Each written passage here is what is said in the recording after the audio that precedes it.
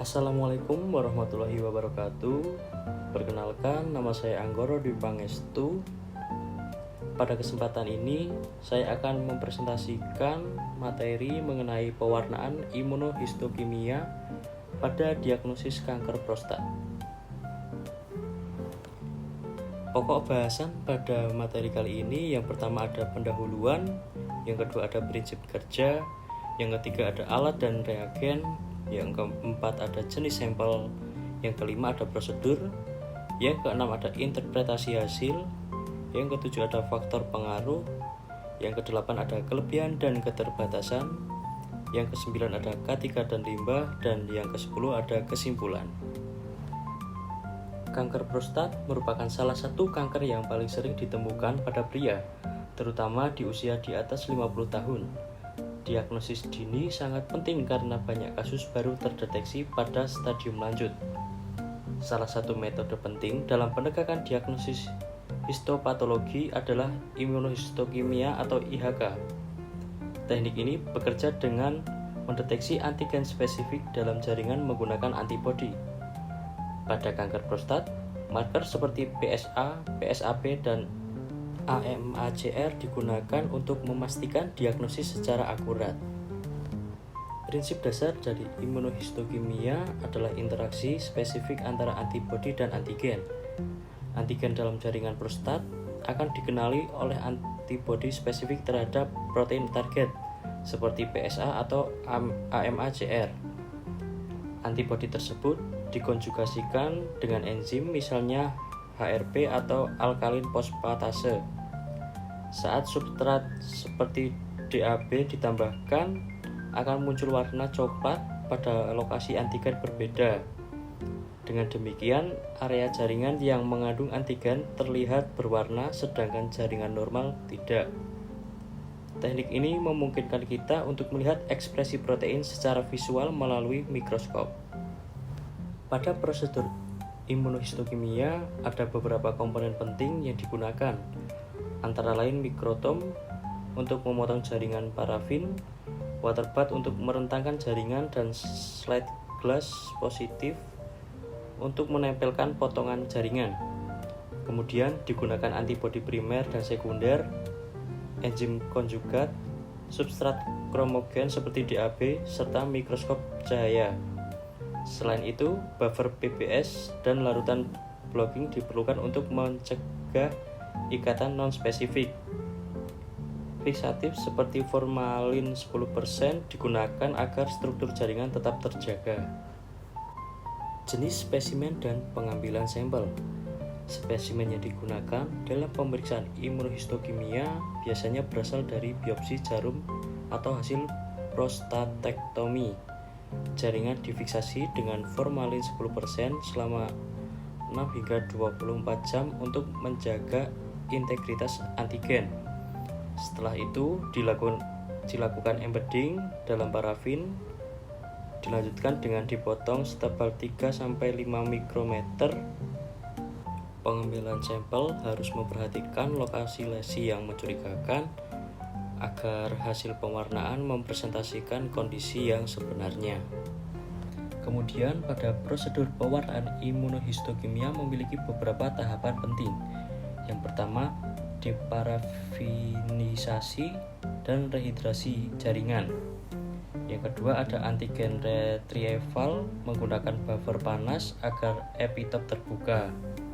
Yang ketiga ada blocking untuk mencegah ikatan non-spesifik.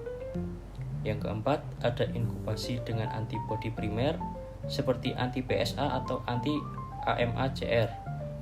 Yang kelima, inkubasi dengan antibodi sekunder berkonjugasi enzim. Yang keenam ada pewarnaan dengan kromogen DAB. Yang ketujuh ada counter staining dengan hematoksilin, kemudian mounting. Setelah selesai, hasil diamati di bawah mikroskop untuk menilai ekspresi antigen. Selanjutnya mengenai interpretasi hasil dari imunohistokimia dinilai berdasarkan intensitas dan pola pewarnaan. Pada kanker prostat, PSA dan PSAP menunjukkan pewarnaan sitoplasmik kuat, sedangkan AMACR memperlihatkan pewarnaan granular pada sel ganas. Sementara itu, jaringan normal biasanya menunjukkan ekspresi lemah atau bahkan negatif. Penilaian ini dilakukan oleh ahli patologi dengan mempertimbangkan lokasi, intensitas, dan distribusi pewarnaan. Selanjutnya, ada faktor yang mempengaruhi akurasi.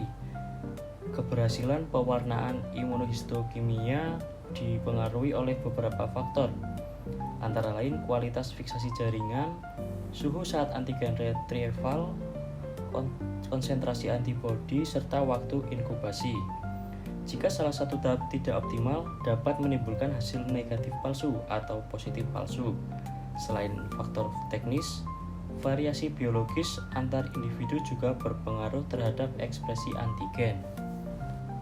Metode imunohistokimia memiliki banyak kelebihan, seperti sensitivitasnya tinggi, mampu mendeteksi antigen spesifik, dan membantu membedakan antara kanker primer dan metastasis. Namun, ada juga keterbatasannya, yaitu biaya yang relatif mahal, kemudian interpretasinya subjektif dan memerlukan waktu serta peralatan yang khusus. Karena itu, hasil imunohistokimia sebaiknya dikombinasikan dengan pemeriksaan histopatologi konvensional untuk diagnosis yang lebih akurat. Kemudian, dalam pelaksanaan imunohistokimia, penerapan prinsip keselamatan dan kesehatan kerja atau K3 sangat penting. Bahan kimia seperti formalin dan DAB bersifat toksik, sehingga wajib menggunakan APD lengkap seperti sarung tangan, masker, dan jas lab. Limbah cair yang mengandung bahan kimia harus dikumpulkan dalam wadah tertutup dan dikirim ke pengelolaan limbah B3. Sementara jaringan sisa harus diperlakukan sebagai limbah biomedis infeksius sesuai pedoman laboratorium. Sebagai kesimpulan, pewarnaan imunohistokimia merupakan metode penting untuk menegakkan diagnosis kanker prostat. Teknik ini mampu mendeteksi ekspresi antigen spesifik seperti PSA, PSAP, dan AMACR dengan tingkat akurasi yang tinggi. Keberhasilan metode ini bergantung pada ketepatan prosedur serta pengelolaan laboratorium yang baik. Dengan penerapan yang tepat, imunohistokimia menjadi alat bantu yang sangat efektif dalam diagnosis dan penentuan terapi kanker prostat. Berikut adalah daftar pustaka yang saya gunakan. Demikian presentasi dari saya. Semoga materi ini dapat menambah pemahaman kita semua mengenai pemeriksaan imunohistokimia pada kanker prostat. Terima kasih atas perhatiannya. Wassalamualaikum warahmatullahi wabarakatuh.